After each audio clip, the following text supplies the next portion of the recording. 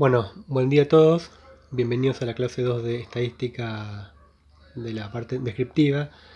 Hoy, para hacer un poquito más corta por un tema de batería, vamos a trabajarla de esta manera. En vez de mirarme, voy a enfocar la pizarra y voy a comentar un poquito qué es cada cosa. Bueno, el tema de hoy se llama medidas de posición, ¿sí? Y la idea es que yo tengo un conjunto de datos, tengo una distribución de datos y me pregunto cuál es la ubicación de un dato con respecto al conjunto. Voy a dar un ejemplo que todos lo van a sacar, que es deportivo. Imaginemos que tenemos un torneo de fútbol en el cual hay 100 equipos o 100 jugadores, ¿sí? Por ejemplo, puede ser un torneo de tenis. Y bueno, después de que el torneo se lleva a cabo, se realiza, hay una ubicación. El que está en el puesto 1 ganó el torneo, es campeón. El que está en el puesto 2 es subcampeón. Y el que está en el puesto 100 fue el que le fue peor de todos. Bueno, esa es la idea de las medidas de posición. ¿Cuál es la ubicación de un elemento con respecto a toda la muestra o todo el conjunto de datos? El que es campeón va a estar en el percentil 1. El que le fue peor de los 100 va a estar en el percentil 100.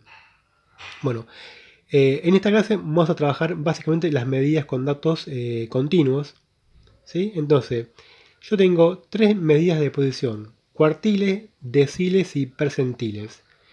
¿Qué son los cuartiles? Es dividir en cuatro partes una distribución, ¿sí? Cuartil 1, 2, 3 y 4. En los deciles lo divido en 10 partes y en percentil lo divido en 100 partes.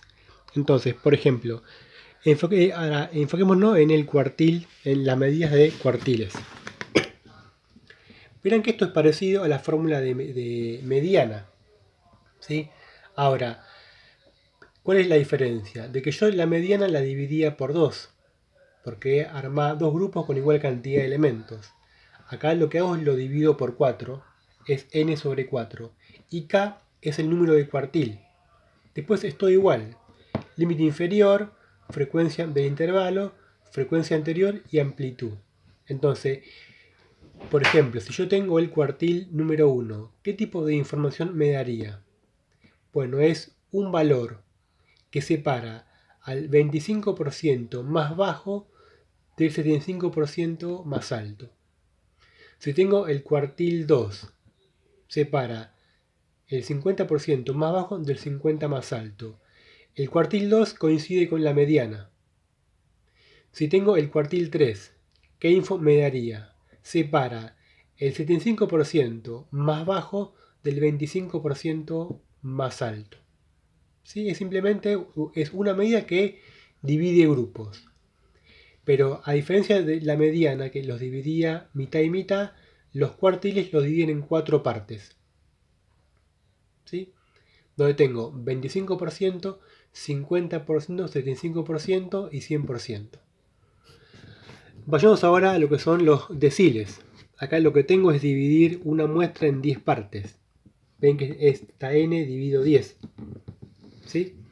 Bueno, tengo decil 1, decil 2, 3, 4 hasta el 10. ¿Qué info me daría el decil 1? Divide una muestra del 10% más bajo del 90% más alto. El decil 5 me consigue con la mediana y con el cuartil 2.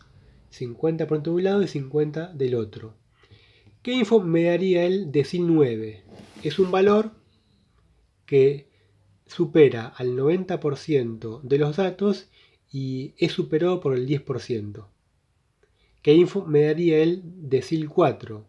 Un valor que separa al 40% más bajo del 70% más alto.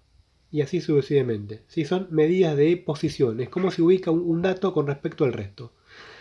Ahora, la medida más conocida, la más usada, es la de los percentiles, ¿sí? Porque tiene mucha aplicación y porque en realidad uno lo que importa es ver cuando hay muchos datos, y es la medida estándar. Se usa, por ejemplo, en medicina, ¿sí? Cuando uno tiene un bebé y lo lleva al médico, el pediatra, ¿qué compara? Compara cómo está su hijo con respecto a una muestra amplia de datos.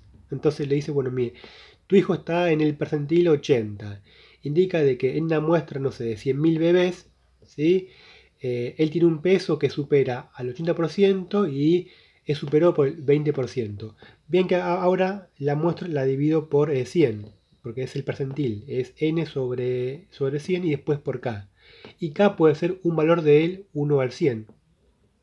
Entonces, por ejemplo, si tengo el percentil 42, ¿qué indicaría? Es un valor que divide el 42% de los valores más bajos del 38% de los...